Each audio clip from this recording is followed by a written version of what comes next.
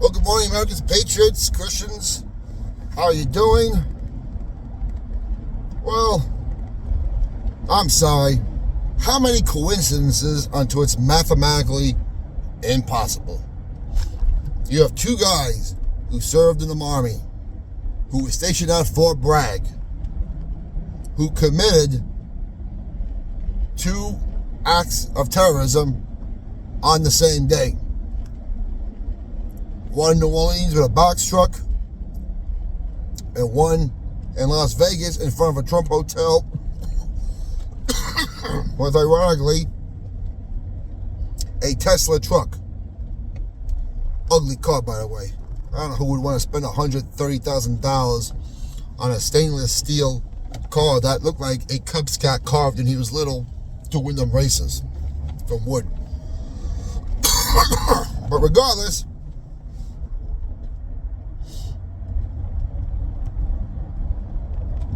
what are the odds of that happening?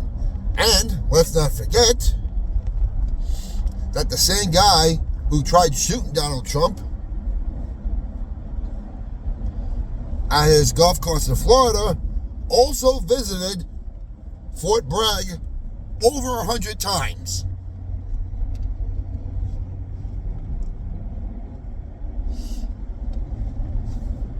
I think it's like 147 times that clown of Florida visited Fort Bragg. So you have 3 guys from Fort Bragg that tried or did commit these acts of violence. And I'm trying to remember the name of the ex-CIA officer. I think it was interviewed by a person named Ann Murphy. She explains all this in an interview that was done years ago. I'll try to find the link, but you gotta ask yourself, as I said last video, this has to be an MK Ultra.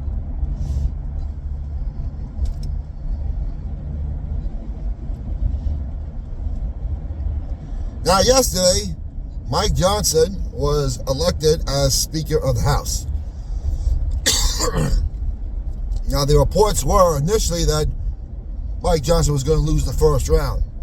And it looked that way. I guess 3 GOP decided they were not going to vote either way, remain silent, and they come back to you. I think one of them, his name is Biggs. Anyway, I guess one of the female representatives got on the phone with Donald Trump, got those 3 together in the room with Mike Johnson, basically told them, we have a mandate, and if you're going to play these games, this is what I think they said. I know what they said. It says, hey, let's do this for the good of the country. I can tell you right now, Trump said, I will primary you out, and I will dedicate my presidency to primary you out if you don't make Mike Johnson the Speaker of the House.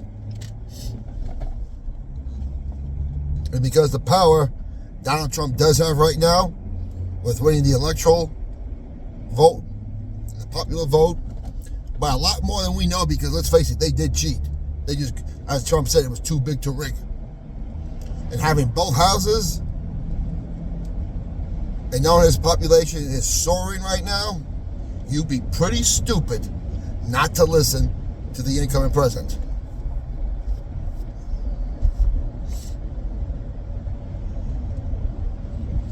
Now, today also begins the week-long funeral procession for President Jimmy Carter. It's going to start down in his hometown of Georgia. I believe there's going to be a motorcade.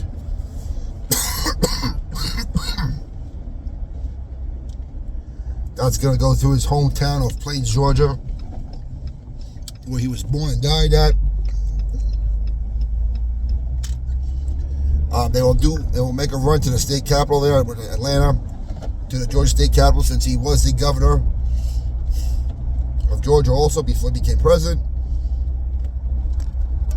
And there will be a few days down there before they bring him up to D.C. on Special Mission 39, which is what Air Force One will be called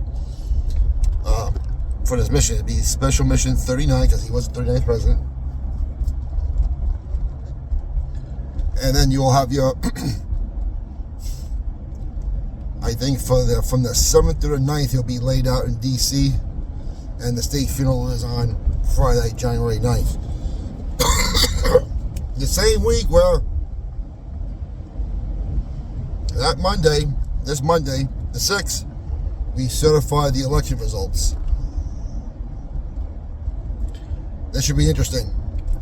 And the day after the Carter funeral, we have Judge Merchan now going to give the sentencing for Donald Trump. Okay, good luck with this.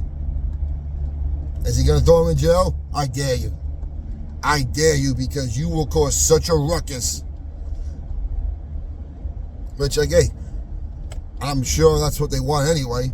But Judge Merchan, your days are numbered. I mean, no matter what you rule anyway, this is going to be overturned.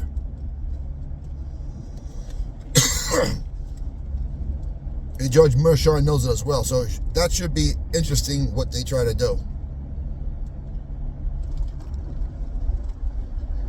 January 6th, when they certify the results, I wonder if they're going to try to bring up he's not eligible to be president because he was an insurrectionist, even though he was never convicted per the 14th Amendment or even charged for insurrection.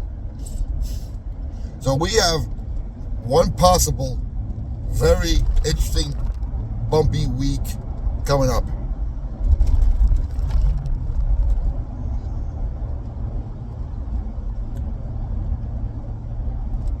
But the deep state's last attempt are going to be, I'm going to say we're going to have a very rough 3 to 6 months. Because the DS is going to try to cause wars. They're going to make the stock market crash, make the economy crash, because everything's been pumped up anyway on this watch. They're going to try to use that. Trump has got to deal with the BRIC system. The collapsing dollar. How's he going to deal with it? Now, we've been given hints about, he said going back to gold, also using Bitcoin to pay off a lot of debt, which is going to make the central bank extremely nervous. Good. They need to be taken out anyway.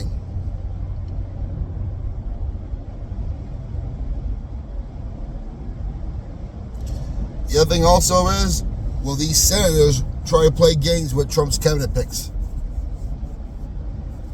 And John Thune better be careful. I don't trust him. I don't like him. I wanted Rick Scott to be the leader.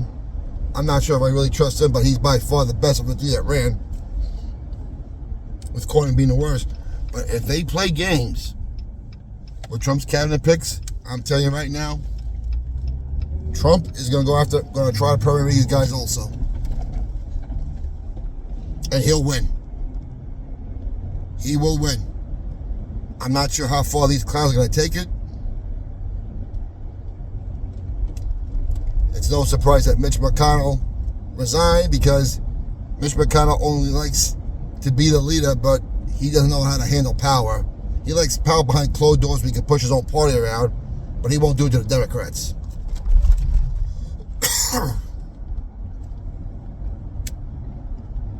We'll see. And if they don't certify the election results, what happens on January 20th?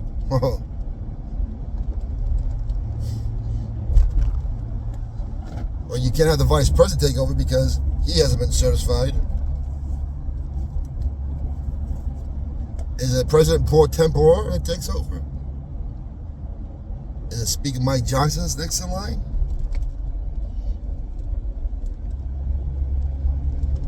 Do we get the tweet from Donald Trump saying the storm has arrived? Do we get martial law? Does EBS happen? Now, for all you people out there who are tired of the psyops, yeah, I get it. Listen, I am sick of the psyops. I want action. But the fact is, today's what, January 4th? You're going to have to suffer through at least 16 more days of psyops, because he's not in power yet. That's just the reality of everything. He's not in power. But once he is in power, enough of the psyops. Let's roll up our sleeves. let's get dirty, and let's clean this place up.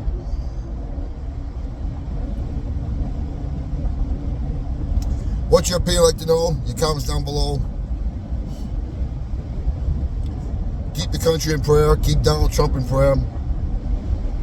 Keep the good guys in prayer. They're going to need it. God bless you all. We'll talk to you later.